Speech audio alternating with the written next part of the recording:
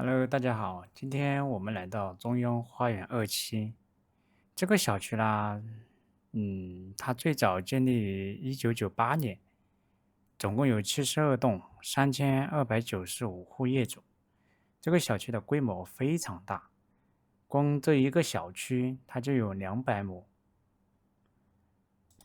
基本呢，我们可以看到这有一个中央花园2期物业的一个经营状况。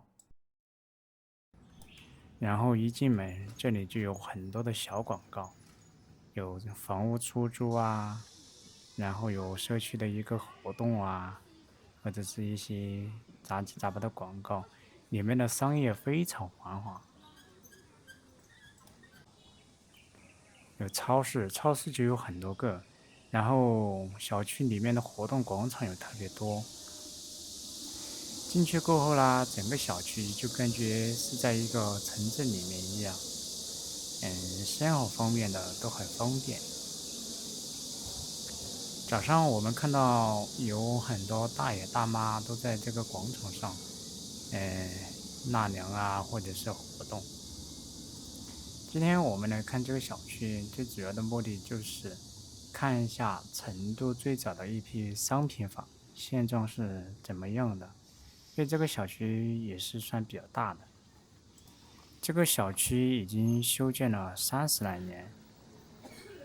进去看了一圈，整体感觉还是保存的比较好，以前的规模还有容积率都修建的还是比较可以，就是建筑质量差了点。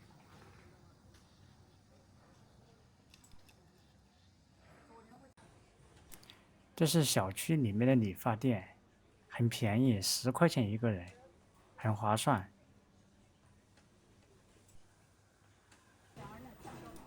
然后这里有卖房产的中介，然后搞装修的，然后这里面又是一个超市，这个超市在拐角处。然后我们继续往前走，前面又是一个理发店，然后还有一些生活垃圾分类的。然后前面这个以前还是可以，以前做了还有一个网球场，这好像是里面的唯一一个网球场。反正每天都有那些老大爷过来打球。那放在以前有这样的活动设施已经算很好的了。但这个小区比较不好的一点就是它在航线上，双流机场的很多飞机都会走上面过。这个小区它的绿化环境放在以前90几年的话，已经算还是挺可以的。这么多年了，30来年了，你看地上的地板好多已经坏了，也没修过，但能够保存在现在这样子，我觉得还是挺可以的。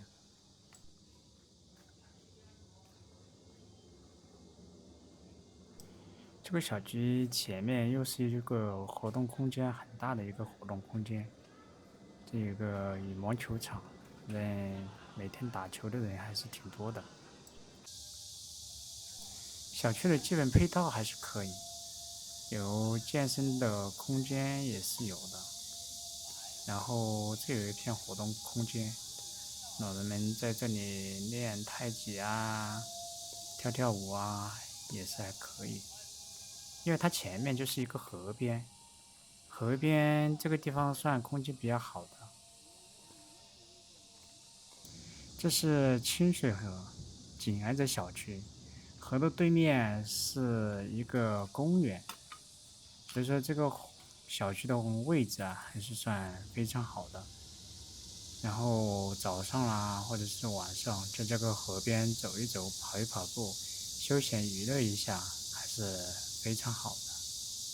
这个小区这个停车位也是小区的，反正这个小区的绿化已经破坏了很多。这个小区里面，你看到处车也是乱停乱放的，但整体的环境居住条件还是可以，不是想象中的那么差。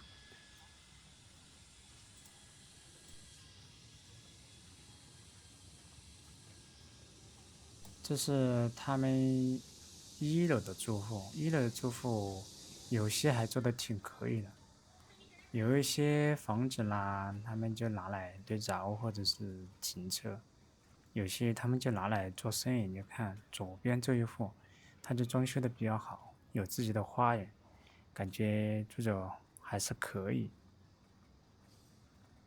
他围墙两边种的花花草草，也是挺漂亮的。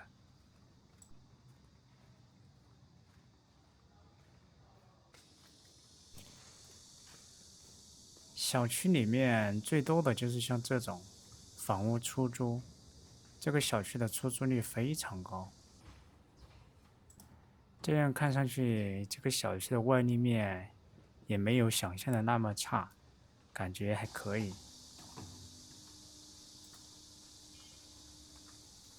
它这个道路的两侧啊，最多的就这种电瓶车，里面不管是上班的，或者是跑外卖的、跑美团的，它这种电瓶车很常见，所以说我感觉这里面的租户人是比较多的。小区的整体的房与房之间的宽度还是有的。你看它这两边，一楼的话，基本上它都是有一个花园，这又是一楼住户的花园，感觉弄得挺漂亮的，还有花花草草在外面。这一路的电瓶车啊，确实多。然后我们去看一下楼道，楼道这个地方，这个气象倒是我觉得挺好的。每一个单元它都有这个邮局的信箱，然后有一个物业的提示，然后继续出来的话，里面停的车确实蛮多的，都是随便停，反正你不影响其他车的过往，就可以找个地方停就好了。然后走到这里，我们又遇到这一面墙，全是房东直租。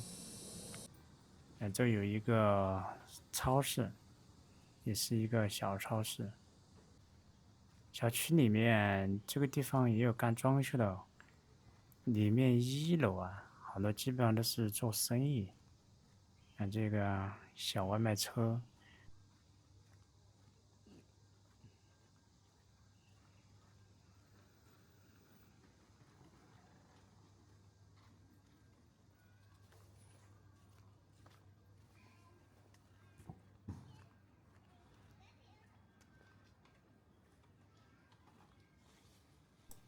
前面我们看到有一个横幅，它写的是这个小区的公共收益，包括就是小区的广告啊或者什么的一个公共收益，有一个5块钱一个平方，这个已经很好了，现在很多小区都没有。然后这个地方是小区的一个菜市场，很集中，这是其中的一个菜市场，卖菜的、卖肉的都有，感觉生活很方便。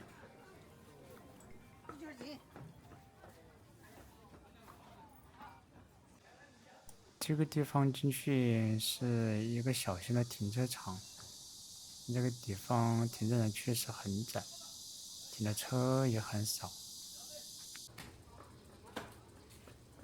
小区的菜市场还是挺丰富的，那生活上用的都可以买到。这家人的门面就有点过分了，他是做的白事生意，晚上估计有点害怕。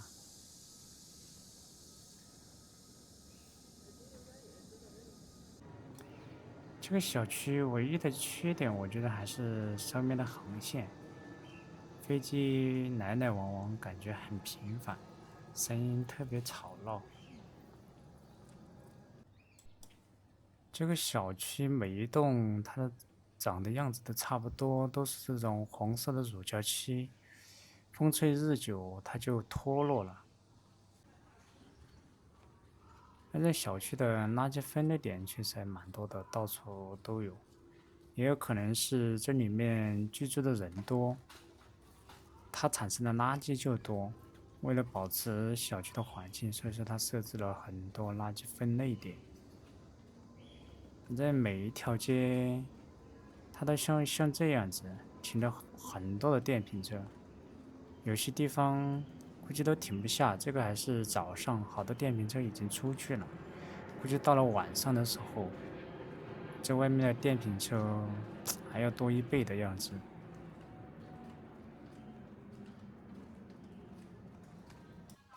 这个小区你很难想象，小区里面竟然同时有网吧、服装店啊、商trang店、洗车店，然后房屋中介、餐饮、小吃街、串串和菜市场这些商住混合在一起。虽然生活便利了很多，但这样居住环境确实差了一点。小区从很早开始就说要自拆自建，但是谈了这么久，迟迟没有落地，好像3000多户有几户人家没同意，所以说这个方案就没有实行。我记得最开始组建这个业委会是2018年的时候，就是业委会它最开始就是让小区改善小区的环境，因为最开始这个小区的环境特别糟糕。那现在这几年过去了，这个小区环境我觉得还是挺可以的。这个小区我觉得挺遗憾的，因为自建自自建自拆率已经达到99.9%，就几户人家没有同意，暂停了这个项目，所以说还是比较可惜的。就3000多户，有几户人家没有同意自建自拆，确实挺可惜的。如果是把它拆掉再原地重新修，一直只需要花少部分钱就可以住到新房子，这个其实还是挺可以的。但是就因为那么几户人家拆不了，确实也挺惋惜的。这个位置也这么好，又是临河的，很稀缺的位置。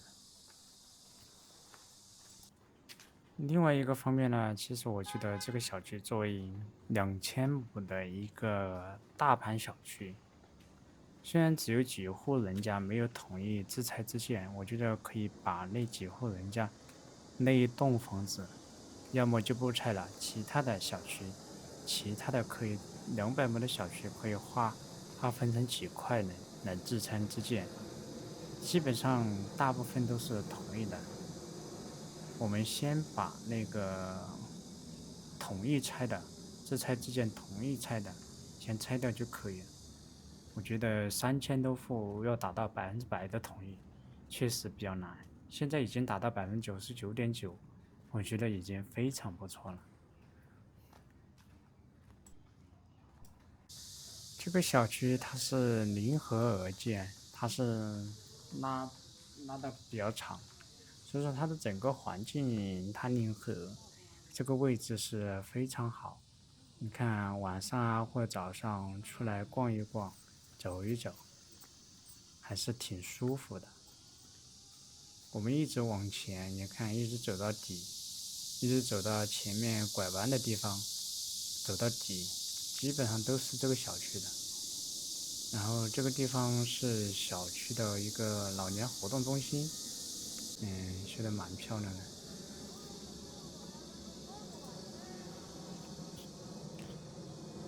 河道两边的绿化确实这2年改善了，以前不像这样子，以前还要差一些。然后这个小区的一些活动，感觉看上去还是可以。你看吧，早上遛遛狗，晚上在这个河边遛遛狗，住着非常舒服，而且还有一些小狗啊，或者是老年人都在这里散步，这个很舒服的。河两边也有椅子，也可以坐一坐。这外面的空气还是蛮可以的，相比于城里面其他密集的小区，它的空气是很好的。对面又是一个公园，整体的环境就河边是非常好的，所以说这个位置的地块它是比较稀缺的，而且又在三环以内。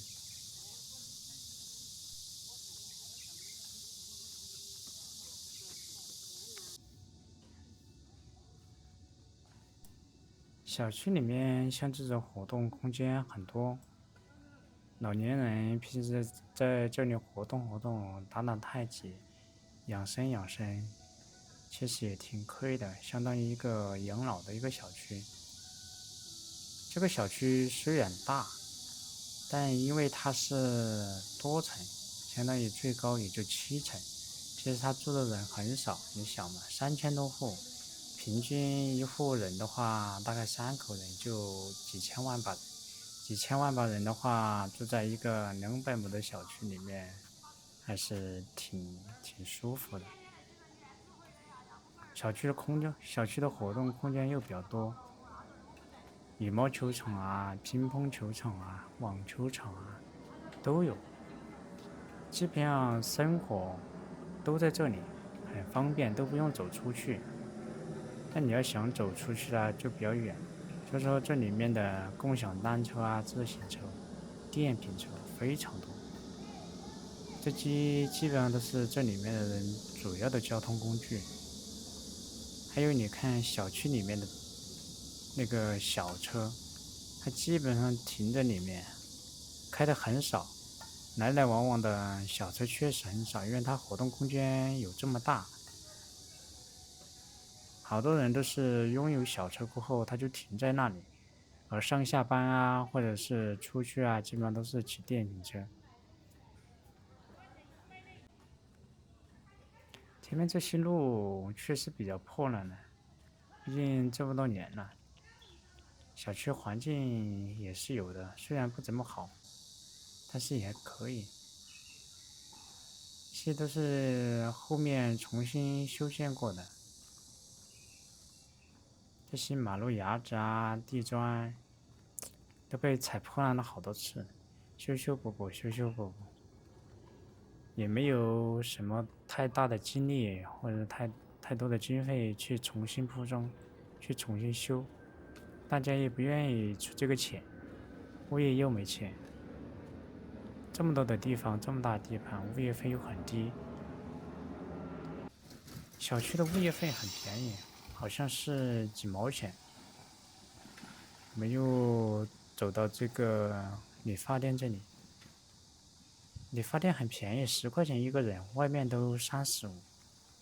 个房产到处都是，这有一排小吃街，什么土菜馆啊、面馆啊、家常菜呀、豌杂面呀，很多。驾校、生日蛋糕店、烘焙店，然后这又是停在马路边的车，这些车都是来来往往这些商铺的车，因为它这个地方应该是小区的主干道，来来往往很多，油商也有。然后这个地方因为临近那个小区的门口，所以说它吃饭的地方很多，还做快餐的，做干杂店、烟酒店。然后前面又是一个美发工作室，理发的。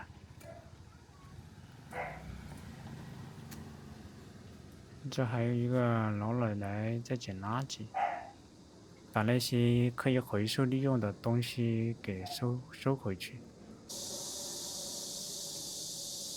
茶庄、情趣用品店，很多很多。这里面的底商基本上都是要么卖东西的，要么做工作室的，要么开家装店的。你看嘛，木出工作室，这是干嘛的？这个是按摩的，拔罐、刮痧，价格啦也是比较便宜的。在外面的话，这个价格肯定是要翻倍的。然后现在是早上9点多，今天是工作日，该上班的都去上班去了。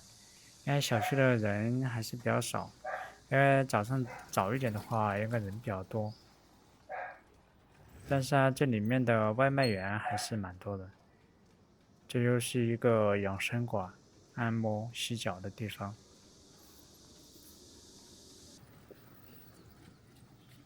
哦，行吧，行吧。这里面的每一条街，就小区里面的街道，它真的很像是在外面一样。其实你不清楚情况的话，以为是在小区外面，其实它是在小区里面。这是小区另外一个比较集中的一个商铺点，超市啊、餐饮啊，卖菜的啊，都在这边。然后前面这应该是在改造他们的地下污水管，因为这种老小区这种经常性的那种污水管堵塞啊，或者是爆管啊，他们需要重新翻新翻修。爆管的一般都是自来水管容易爆管，他们就要重新安装好修复。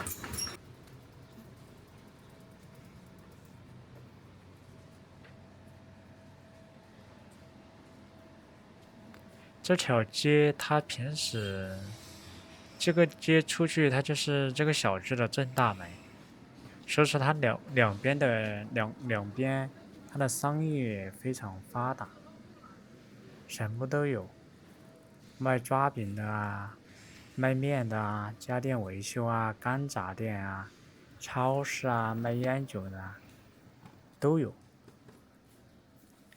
卖水果小摊小商贩，基本上都在这里。这是基本上就是典型的城中村。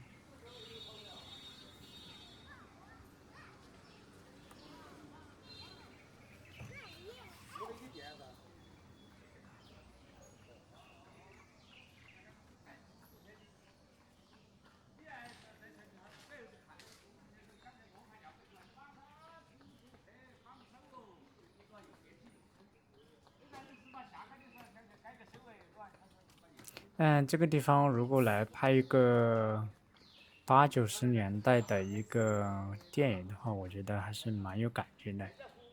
你看这个建筑啊，然后这个防护网啊，然后人们在外面晾的衣服啊，很符合以前那个年代的感觉。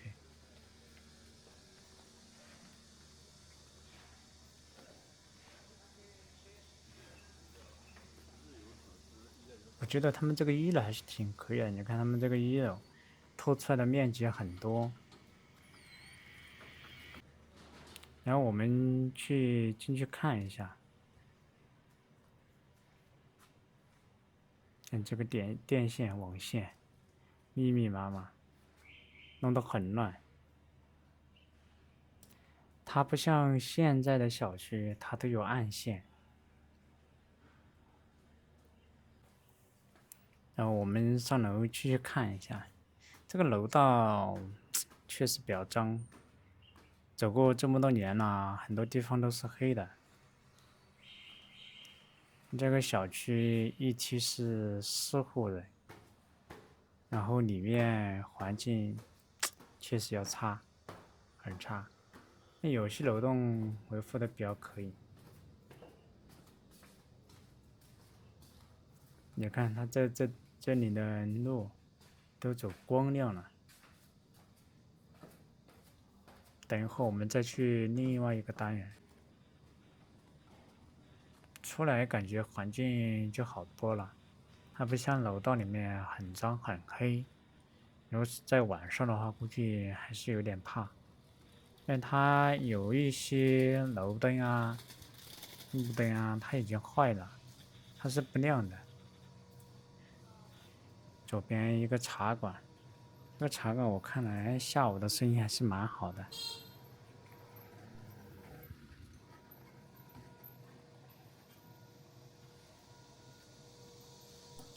然后旁边有一个公示栏，这个小区的改造方案就是家中小区的改造方案，还是可以政府补贴20万一台。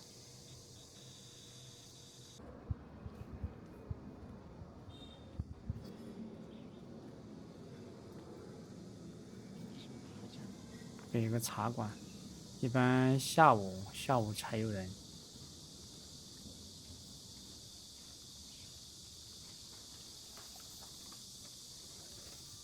不过我觉得这个小区如果是住在1楼，应该还是比较可以，住着还是舒适度还是可以，毕竟它有个花园，然后这边的采光也是完全没有问题的。因为这是上午，你看左边的这些小推车、3轮车基本上都没有出摊，一般他们要下午出去出摊，卖一些小吃。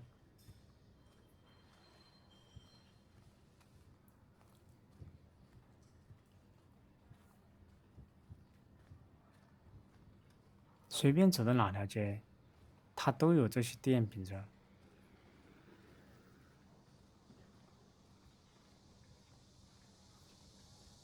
但我想这里面，如果是新手司机开这些路的话，肯定还是有一些困难，因为它里面有些会车啊，或者有路很窄，很容易把车刮住。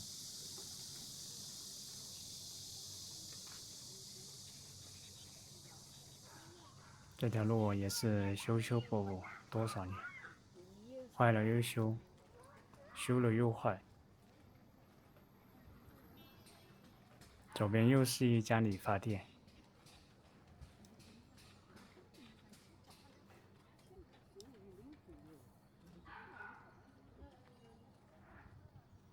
其实这个小区它两边楼栋之间的距离是非常宽的，每一户之间的它采光也是不错，也是够的。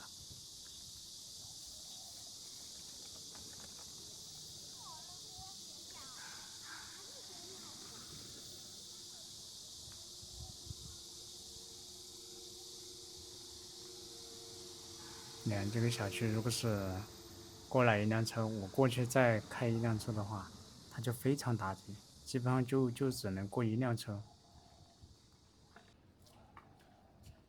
这个老奶奶还挺精神的，又在这里捡垃圾，把这些可以利用拿去卖的垃圾收去卖。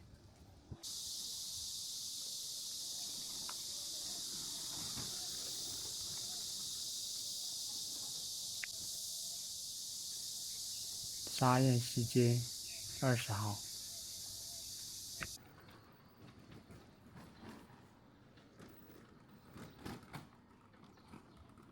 这小区里面起电瓶车真的很方便，因为小区它的空间足够大，你去哪个地方取个快递啊，去买个菜啊，买点凉菜，或者是出去买点小吃啊，去逛超市啊，都很近。这是小区的健身设施，这又是一个茶馆。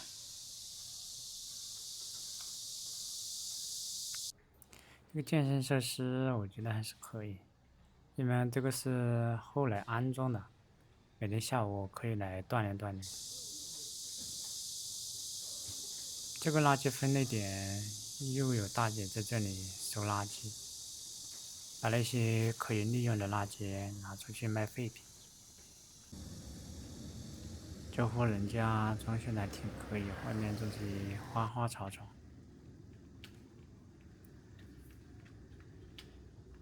这一家呢，这几家就比较杂乱，一般都是经营这种装修啊，或者是建材这些商家。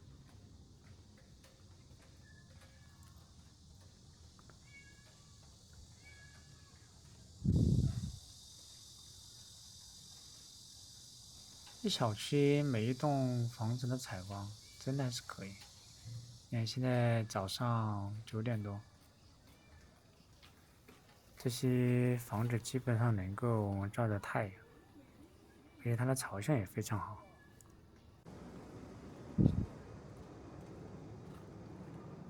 反正走到这个小区里面，每一条街道没有一条完整的街道是没有修补的，都是这种坑坑洼洼的。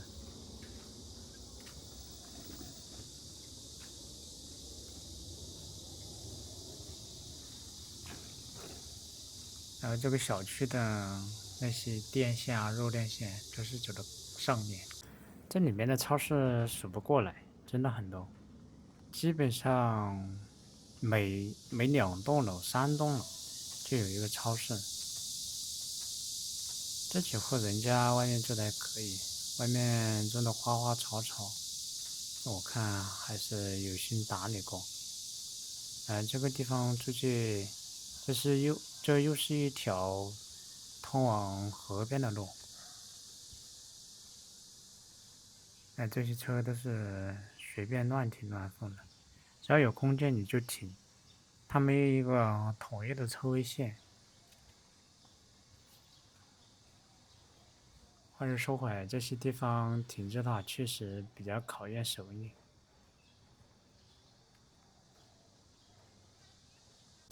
这户人家呢，确实浪费了这么好的院子，但这个地盘又大，确实没有装修出来，比较可惜，不好看。这河边的风景确实比较好，偶尔有一阵风，确实吹着很凉快。这个河水也挺干净，不臭，不像有些河流比较臭，这个河还是没什么味道，这个环境还是比较好。这是河边路上的莫春菊，现在这个时候看着还是挺漂亮的，很漂亮。这个河边好像是在前几年打造过，但整体的植物配置啊、花境设计啊，也是比较符合现在的审美。不像以前就种些灌木，然后树，它这个绿化做得很差。那后面改过之后就好多了，然后这些公共设施也是焕然一新。然后从这边进去是另外几个单元，这几个单元环境要差一些，因为这几个单元它是挨着哪里啊？就是比较靠边的位置，所以说来的人很少，然后打理的也很少。你看右边这个石墙，确实很有年代感。这个石墙放在以前是非常漂亮的一个景色吧。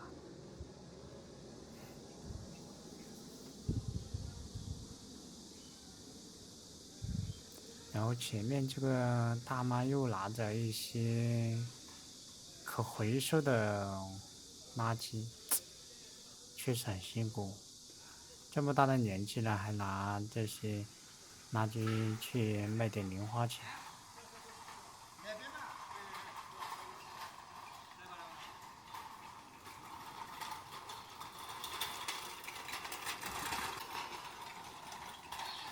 来来往往的推车、三轮车、电瓶车，很多，随时都有。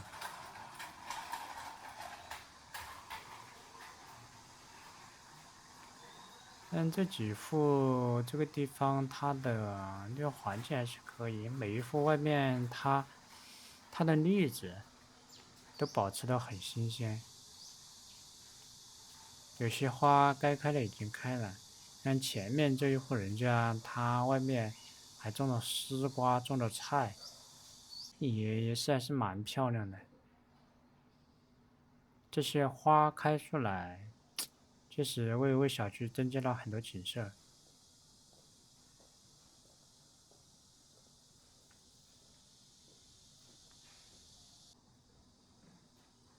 这边外面还放了一些凳子，下午在这里坐一坐，或者早上在这里坐一坐，还是蛮惬意的。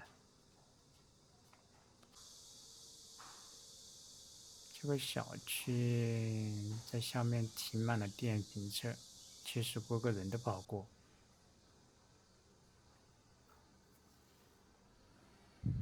整个小区虽然大，感觉做的还是井井有条。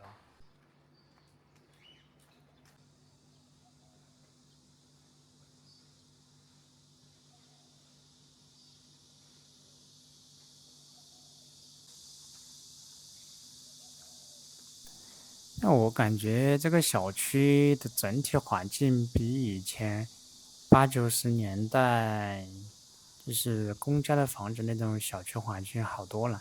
这个毕竟它是一个商品房，最开始的商品房环境还是做的可以，楼间距也还可以，你知道吗？这些外面啊，它都有花园，花园围墙外面它还给你预留了一些种植绿植的。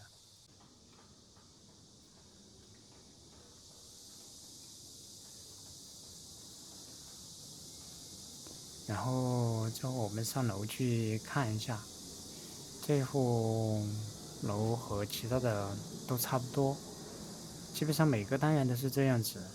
然后入户就是由那个邮政的邮箱，然后这上面，呃，就是装宽带的一些电信啊、联通啊、移动这些宽带运营商，然后下面就是邮政的信箱。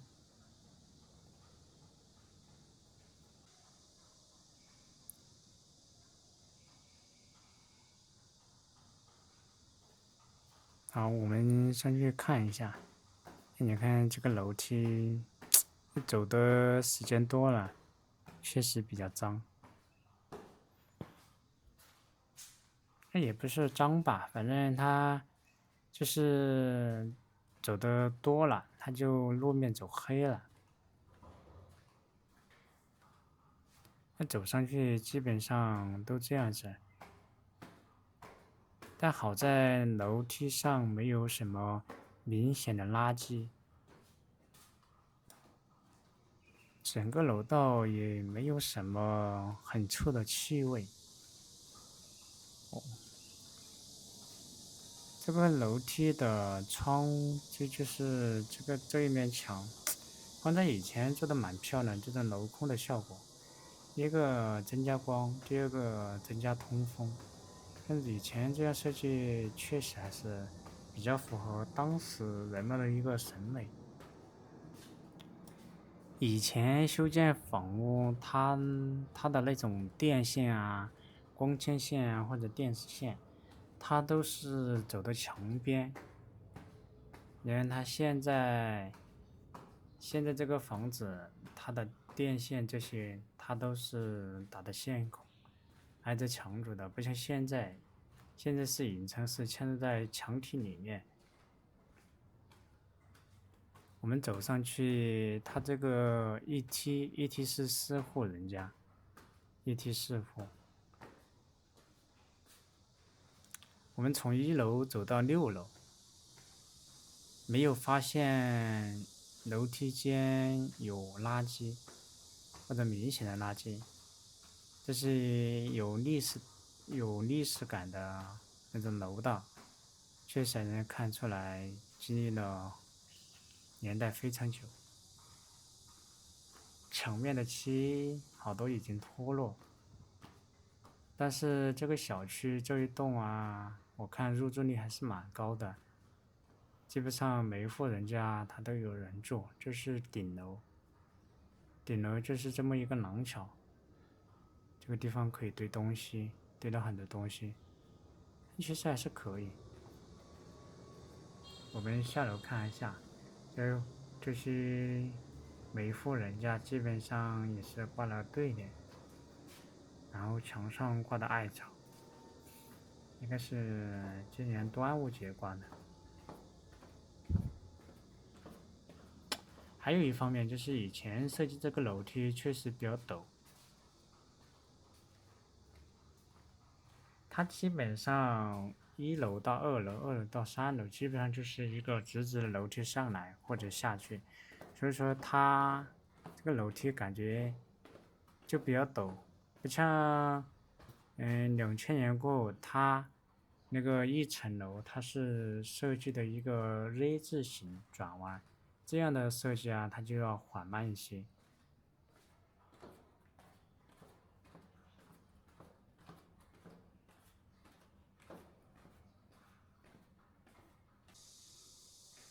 以前的电表，这个电表也是换过几次了。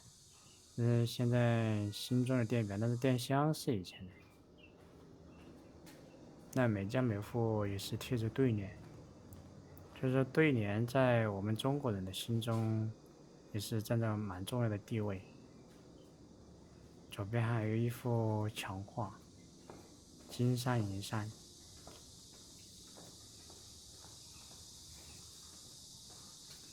好，我们出来感觉环境就比里面好多了。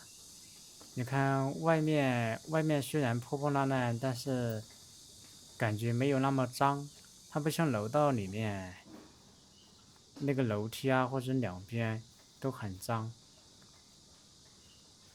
这些车也是很久没开了，这种车一般停进来，节假日出去玩一玩。平时都骑电瓶车上下班，或者是出去买菜。你看，像这户人家，这户人家就做得很好。这样出去就像一个小巷子，像一个小城或者小村庄的一个巷子。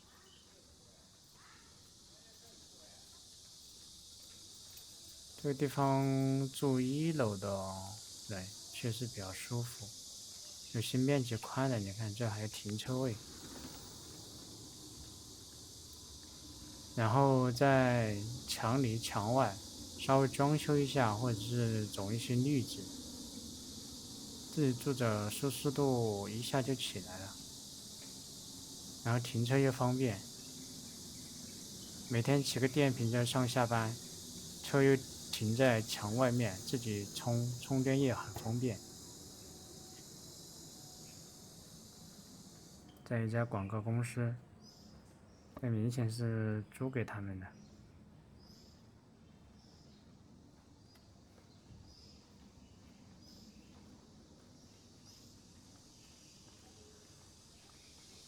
每家每户这个1楼都差不多，感觉，反正我还是蛮喜欢这个1楼的。然后种一些花花草草，非常漂亮。然后把自己里面屋打扫干净一点，就这些还可以。不好的就是顶楼或者是上面的稍微要差一点。你看前面这个斑竹长得很茂盛。夏天在这个地方纳凉，或者是里面喝个茶。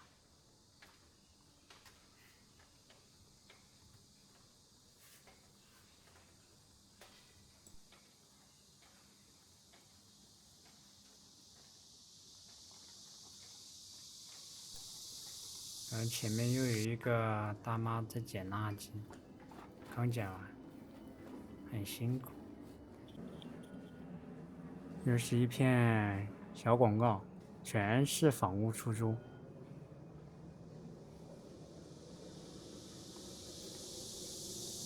染发的、租房的、卖家具的，真的太多了。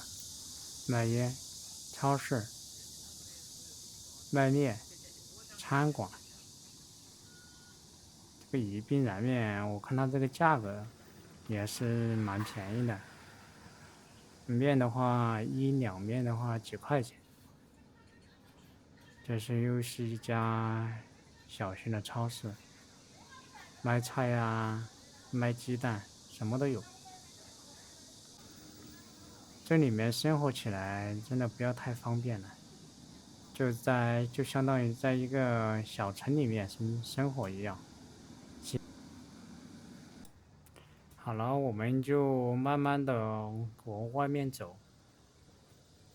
这个是这个小区的2号门，就是我们刚刚进来的地方。这个地方也是人来人往非常多，这个马路牙子啊都已经破烂得很凶了。这个皮卡也是很久没有开了，放在那我也不知道干嘛。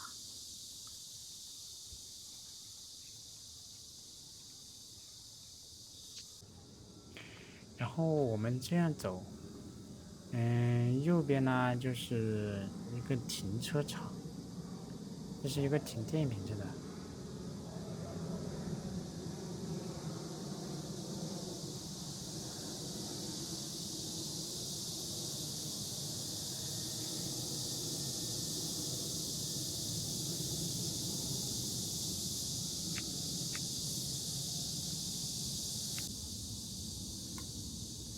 这个地方以前是一个乒乓球场，现在估计打乒乓球的人已经挪到另外一边去了，所以这个地方就改成一个停电瓶车的地方。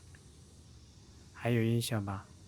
这个地方就是以前很老的那种乒乓球台，水泥做的，我小时候也打过。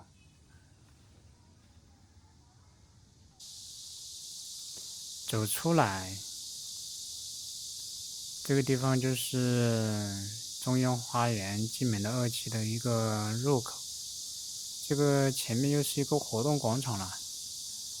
这个活动广场主要是小朋友玩的一种滑滑梯。这些绿化已经走成了路。当然，这些设施都是后期改造过的，以前刚修的时候不是这样子。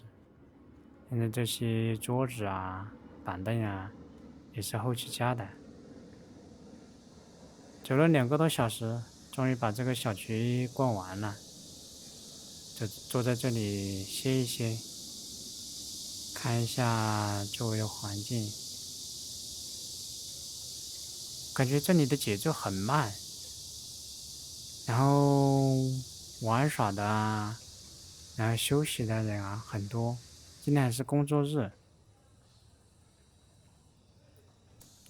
她应该是个全职妈妈，因为今天是在上班，她在这里带孩子，孩子在这里玩一玩。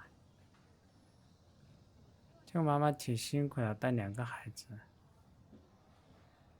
一个估计6、7岁了，还有一个2、3岁，需要抱着。这是一个中医推拿馆，治疗牙疼啊、头疼啊、肩周炎这些。然后我们就走这边慢慢出去。